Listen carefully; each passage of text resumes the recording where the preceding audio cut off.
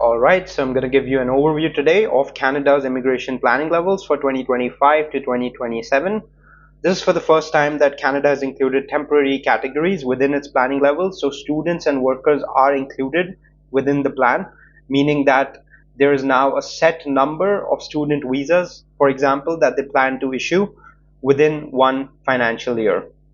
So the biggest change really comes to the number of PRs though that they will be inviting. Earlier it was planned to be around 500,000 for the year 2025. This has now been brought down to 395,000.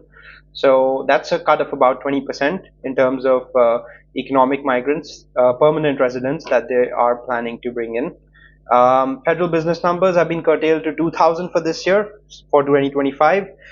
It's 1,000 for 26 and 1,000 for 27. Earlier, these numbers were 5,000, 6,000, 6,000 for these 3 years, 25, 26, and 27. That's a big dip as well.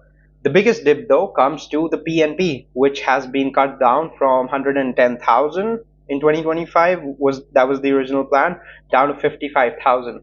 So that really reduces the power of provinces, and the applicants who were thinking of getting PR through PNP, they will now see a lot of competition in those categories.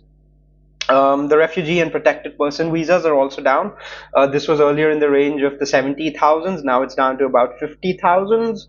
So that's again a cut of about 15-20%.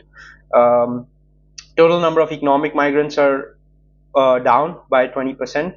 So what we really are seeing over the next 3 years is about 400,000 lesser people than there would have been based on the old plan.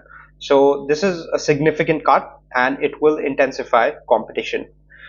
Let's talk about who wins from this, or who is this revised immigration levels plan going to benefit. First of all, we should acknowledge that the CEC, or the Canadian Experience Class category, remains the most significant part of this immigration stream. So people who have in Canada experience will continue to benefit from this revised planning level. It's going to be tougher for people based outside of Canada, or people who have experience only outside of Canada. Those people are definitely going to face stiffer competition. Even within Canada, there will be greater competition, particularly because people who would have earlier looked towards the PNP programs to immigrate will now also have to rely on categories like the CEC. So there will be more competition for sure.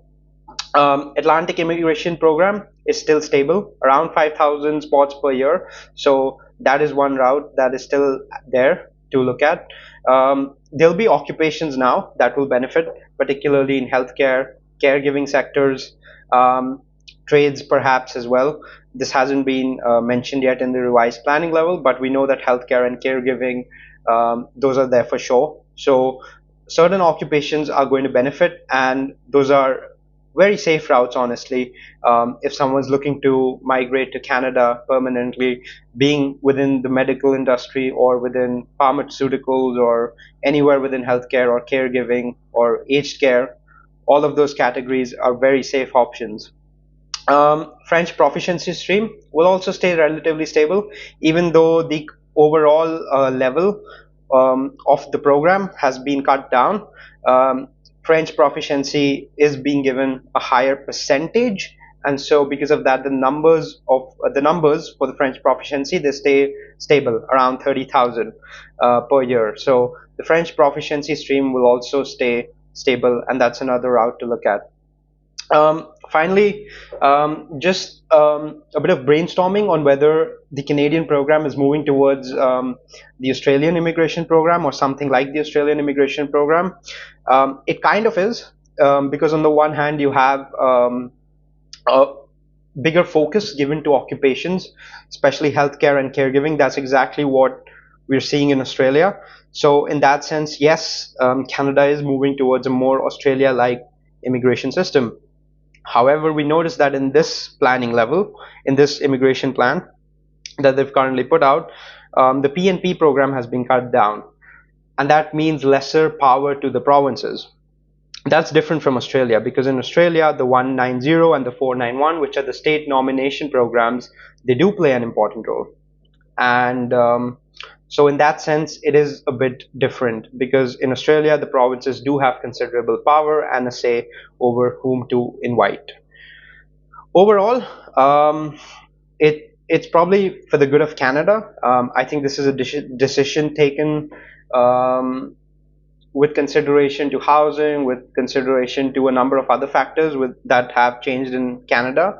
And so I think overall it's good for the program, and it's actually also good that there are more spots at the federal level rather than at the provincial level, because I think that just increases more complications for everyone.